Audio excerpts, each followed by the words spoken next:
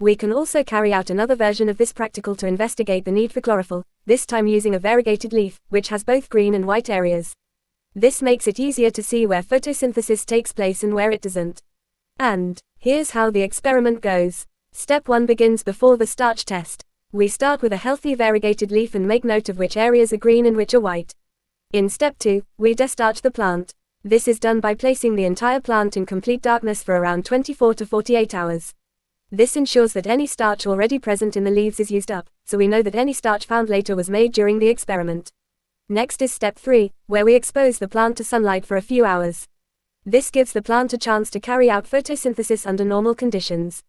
In step 4, we detach one of the variegated leaves from the plant for testing. Step 5 is the starch test. We carry it out just as before, boiling the leaf, treating it with ethanol to remove chlorophyll, softening it in hot water, and finally covering it with iodine solution. Finally, in step 6, we observe the leaf after the test. The green areas of the leaf will turn blue-black, indicating the presence of starch and showing that photosynthesis has taken place there.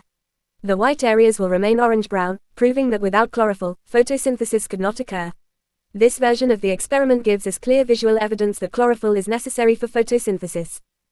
Note that, after destarching the plant and removing one of its leaf for the experiment, we'll repeat the same procedure for our second experiment as well. The only difference this time is that we're using a variegated leaf, one that has both green and white areas, instead of a fully green one.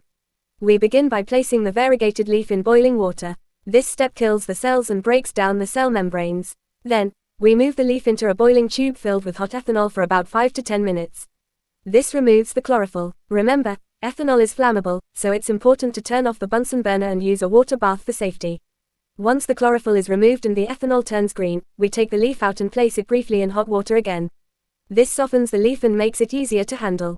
Next, we lay it on a white tile and add iodine solution over it. Now we observe the color changes. If parts of the leaf turn blue-black, that means starch is present, and that photosynthesis has occurred there. In a variegated leaf, this result clearly shows that only the green areas, which contain chlorophyll, can perform photosynthesis. Now let's look at the observations from this experiment and what they tell us.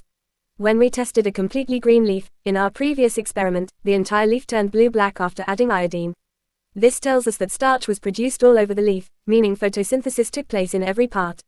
Since the leaf was entirely green, it had chlorophyll throughout, and that's why it was able to carry out photosynthesis in all areas. But when we use a variegated leaf, which has both green and white patches, the result is a little different. After the iodine test, only the green areas turn blue-black, while the white parts remain orange-brown. This clearly shows that starch was only made in the green regions, where chlorophyll is present, and not in the white areas. So what does this mean? The appearance of a blue-black color is a sign that starch is present, confirming that photosynthesis has occurred. The fact that the white areas stay orange-brown tells us they didn't make any starch, which means photosynthesis didn't happen there. Why? Because those areas don't have chlorophyll. So overall, this experiment gives us solid evidence that chlorophyll is essential for photosynthesis to take place. So, with that, now let's wrap up with the conclusion of this experiment. What we've seen clearly shows that chlorophyll is absolutely essential for photosynthesis. In our test, only the green parts of the leaf, the areas that contain chlorophyll, were able to carry out photosynthesis. These areas turned blue-black when we added iodine, which tells us that starch was produced there. On the other hand, the white areas of the leaf stayed orange-brown. That's because they don't contain chlorophyll, so they couldn't perform photosynthesis and didn't produce any starch. If you look at the visuals, you'll notice one leaf showing its natural green and yellow color before the test, and another one showing dark blue-black patches after the iodine test. That clear change helps us visually understand which parts of the leaf were involved in photosynthesis, and confirms our conclusion: chlorophyll is necessary for the process to happen.